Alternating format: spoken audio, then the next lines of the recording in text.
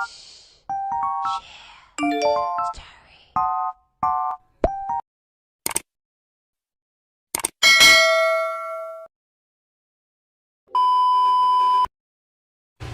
guys, welcome back to my YouTube channel. So I will be showing to you guys on how to remove a watermark in KineMaster. Are you guys excited? Let's go!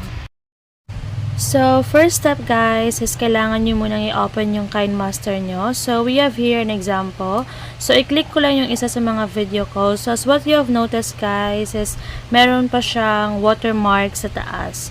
So, ibalik lang natin guys. Then, dito sa right side guys, may tatlong dot. You just have to click it. Then, i-duplicate nyo lang yung video na gagamitin mo. So, first, you have to choose the 9:16 ratio. So, as what you have noticed guys, meron na siyang duplicate. So, yung duplicate is may nakalagay na copy. So, you just have to click it.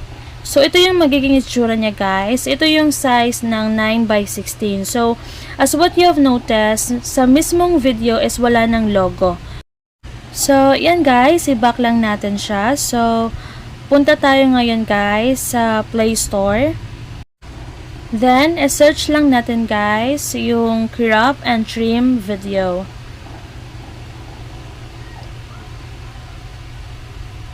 So, anyway guys, pasintabi nga pala dyan guys, sa mga walang asawa, charot. So, patalastas lang yan. So,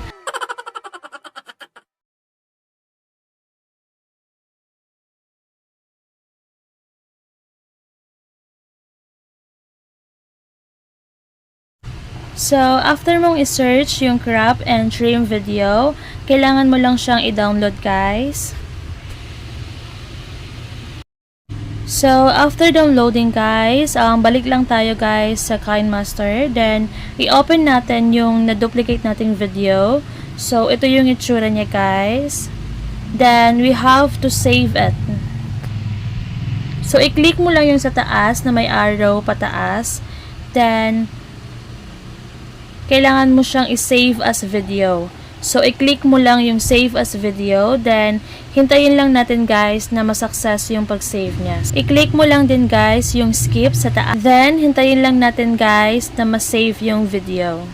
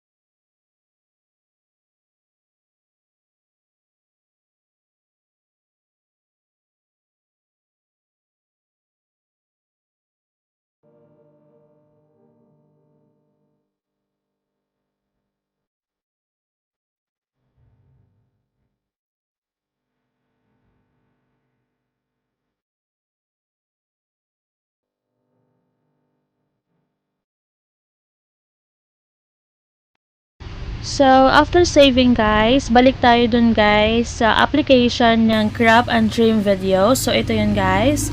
Then, i-click mo lang yung crop. Then, select the videos.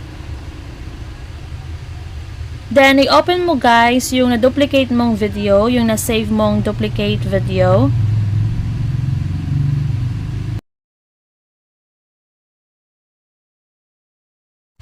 So, ito na guys, yung itsura niya. So, you just have to select the ratio sa baba kung ano yung size ng YouTube channel. So, i-select natin yung landscape.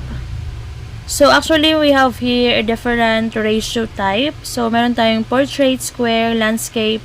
So, since pang YouTube channel yung video natin, so we choose the landscape. So, it has a 16:9 ratio. Yun yung size niya guys. So, you just have to click it. Then, automatically siyang mag-save guys. So, i-wait mo lang na matapos yung pag-save niya.